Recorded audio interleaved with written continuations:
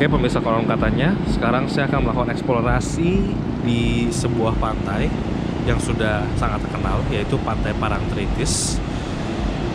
Pantai yang mitosnya banyak sekali di Indonesia ini ya.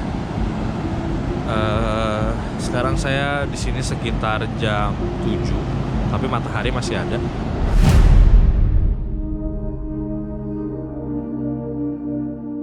Dan katanya upacara labuhan itu sudah dilakukan dari zaman Sultan Hamengkubuwono yang pertama hingga saat ini masih dilakukan pemirsa, setiap tahunnya kalau nggak salah. Itu orang-orang akan memberikan hasil pertaniannya, hasil perikanannya ke sini pemirsa sebagai rasa puji syukur. Dan selain itu ada juga mitos-mitos seperti yang banyak sekali orang dengar, yaitu tidak boleh memakai baju hijau pemirsa katanya. Katanya kalau pakai baju hijau di sini, apalagi laki-laki, itu bisa direkrut oleh Nyi Roro Kidul untuk menjadi prajuritnya. Makanya pemirsa kalau lihat lukisan-lukisan Nyi Roro Kidul itu semuanya bajunya hijau rata-rata. Katanya baju hijau itu baju kesukaan dari Nyi Roro Kidul katanya. Dan mitos-mitos lain yang menurut saya agak seram di sini pemirsa. Di sini banyak sekali terjadi kecelakaan seperti orang terseret ombak dan meninggal.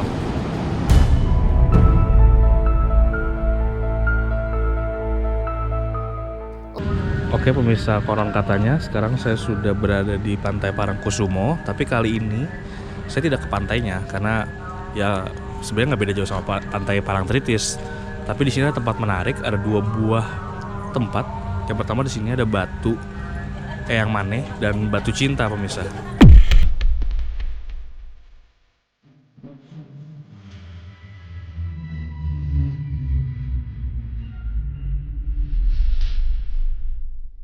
Tempat. Saya akan buka lampu biar kelihatan. Nah, pemirsa kalau pemirsa ke sini, ini seperti tempat yang sudah dipagari, yang pemirsa lihat tadi, dan di tengah-tengahnya itu ada batu yang ukurannya cukup besar, batu alam pemirsa yang ukurannya cukup besar. Dari sini sampai ujung sana mungkin panjangnya sekitar 15-20 meter mungkin atau lebih mungkin ya pemirsa. Dan konon katanya di tempat ini, di tempat di atas batu ini, itu tempat rapat atau pertemuan dari Nyi Roro Kidul dan mungkin sosok atau petinggi-petinggi lain yang bisa. Kalau bisa lihat batunya memang kayak batu alam, bisa bentuknya dari sana agak naik sampai puncaknya di sana pemirsa. Saya akan lebih dekat lagi, coba saya akan mengitari dulu sambil menceritakan sedikit-sedikit mengenai mitos tempat ini.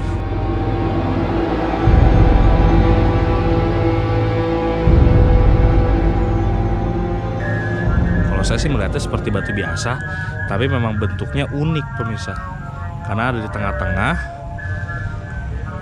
Dan ya ini doang batunya, di tempat lain nggak ada batu lagi pemirsa. Dan batu di sini sangat besar sekali gitu. Saya akan coba ke puncaknya pemirsa.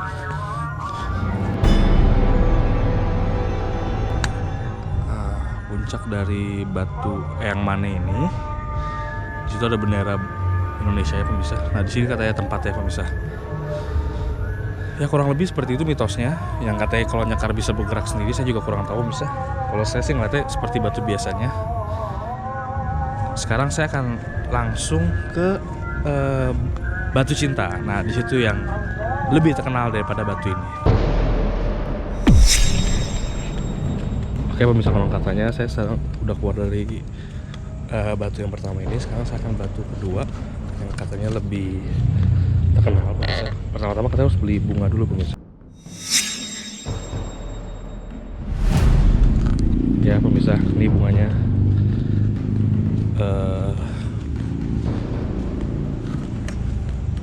Kita lihat dulu bunganya pemirsa. Ya kalau pemirsa lihat lokasinya ini sebenarnya sangat besar ya pemirsa. Oh, ini pintu masuknya tadi di dalamnya.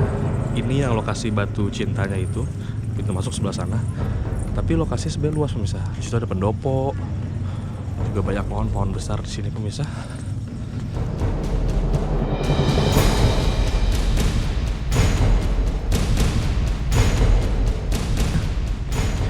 Jadi saya lihat di sini ada beberapa bangunan ya pemirsa ya. Di sini ada satu, di sini ada satu. Saya kurang tahu ini bangunan apa. Tapi kalau model-modelnya memang model-model bangunan keraton gitu pemirsa. Dan di ujung sana juga menuju langsung ke daerah Pantai Parangkusumo.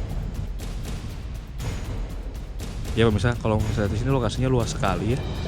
Dan lokasi utamanya itu ada di daerah sini pemirsa. Ini yang namanya Batu Cinta. Kalau orang sini menyebutnya itu Cepuri Parangkusumo pemirsa. Nih.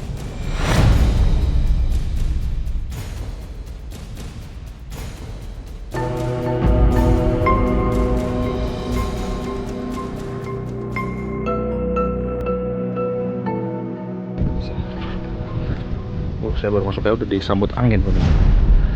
Oke pemirsa, ini dia tempatnya. Pertama-tama itu di sini pemirsa.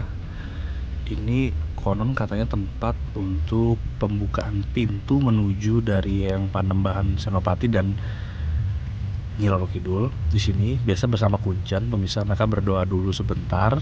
Seperti yang pemirsa lihat di sini ada dupa. Di sini juga ada arung pemirsa. Nah di sini tempat mereka berdoa dulu, membuka jalan, baru nanti langsung berdoa atau meminta permohonan langsung ke kedua batu ini. Oke, kita langsung aja bisa. Nah, kita ke yang pertama dulu bisa. Ini katanya tempat dari Eyang Panembahan Senopati. Ini jadi sebenarnya tempat ini bukan eyangnya, tapi ini tempat eyang bersujud atau bertapa pemirsa. Nah, ini tempatnya.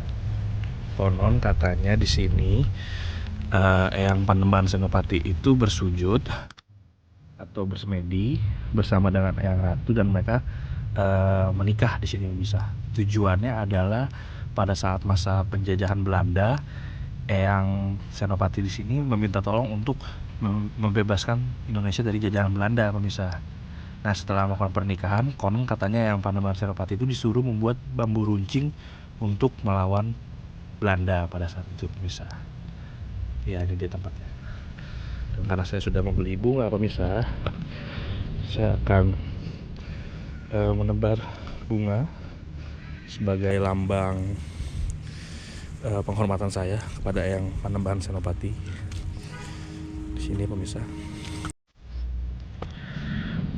Terus saya melempar kantil. Setelah saya melempar bunga, nanti setelah saya berdoa, saya akan mengambil kantil yang sudah saya lempar ini sebanyak 2 buah pemirsa. Mana satu lagi? Terlalu banyak yang saya lempar pemirsa.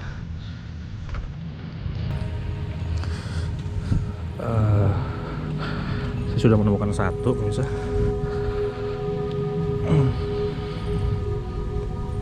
Ya ini dia satu lagi. Kalau saya sudah menemukan 2, nanti ini saya simpan di dalam dompet. Dan konon katanya kalau saya simpan dalam dompet, kalau saya sedang berdoa membaca Al-Fatihah atau yang lainnya, saya akan bisa bertemu dengan Nyi Roro Kidul secara langsung di doa tersebut pemirsa katanya. Ya ini kurang lebih eksplorasi saya di lokasi Batu Cinta, tepatnya di Pantai Parangkusumo.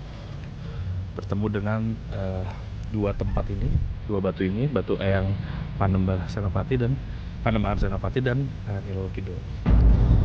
Nah, mungkin itu aja pemirsa. Kalau saya masih di sini sebenarnya kondisinya tenang, asri dan sangat merasa nyaman pemirsa. Bukan ngeri atau merinding, malah sangat nyaman sekali pemirsa di sini. Nggak ada masalah apa-apa. Itu tergantung kepercayaan orang sih pemirsa. Tapi konon katanya orang-orang di sini saat Selasa Kliwon atau Jumat Kliwon, malam Jumat Kliwon, orang pada datang ke sini dari Bali, dari mana-mana, dan kebanyakan orang Bali di sini yang bertapa atau meminta pertolongan itu kebanyakan kesurupan pemirsa. Orang katanya kejawaan mereka tuh masih kental pemirsa, makanya mereka masih sangat percaya dan akhirnya bisa kesurupan pemirsa. Dan juga permintaan-permintaan di sini banyak pemirsa, ada yang caleg atau minta jodoh, minta kesembuhan. Pokoknya segala permintaan bisa terkabul pemirsa. Bahkan juga beberapa selebriti juga banyak yang kesini pemirsa untuk meminta dikabulkan permohonan mereka.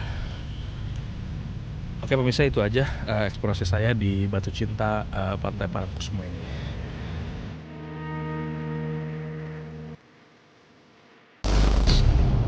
Namun, menuju ke sebuah batu yang ukurannya sangat besar, di mana bernama Cepuri Parang Anom.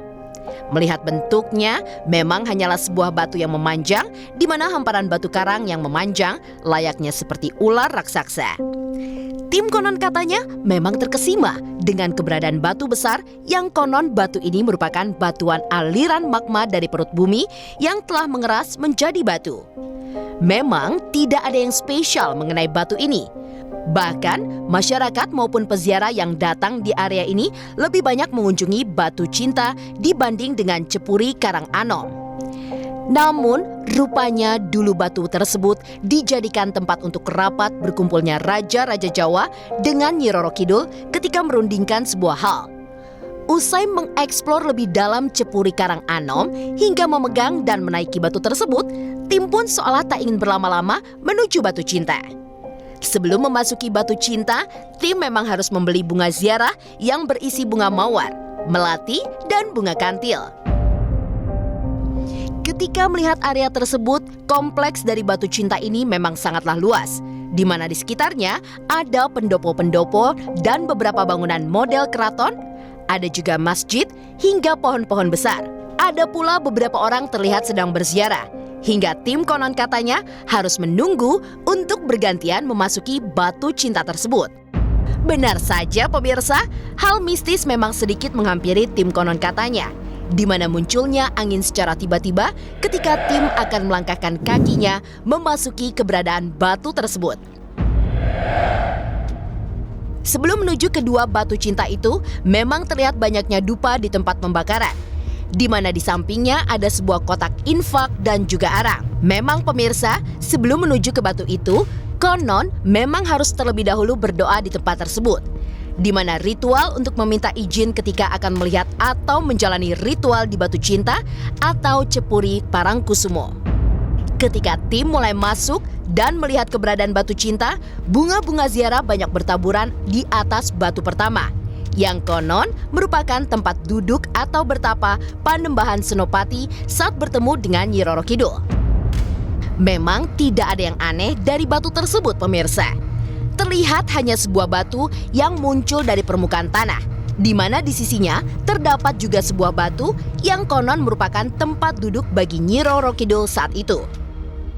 Lagi-lagi angin kembali datang ketika tim konon katanya mulai mendatangi batu kedua yang merupakan tempat duduk bagi Nyi Roro Kidul saat bertemu dengan Panembahan Senopati. Sambil menelusuri batu tersebut, tim konon katanya juga melakukan mitos melempar bunga kantil di atas batu patilasan Nyi Roro Kidul itu, di mana konon jika bunga kantil tersebut diambil 2 biji dan disimpan di dalam dompet, konon pemirsa jika meminta sesuatu akan terkabul setelah membaca ayat suci Al-Quran, yaitu surat Al-Fatihah. Dan setelah menjalani eksplorasi hingga menjajal mitos yang berkembang di masyarakat, tim konon katanya pun mengakhiri eksplorasinya.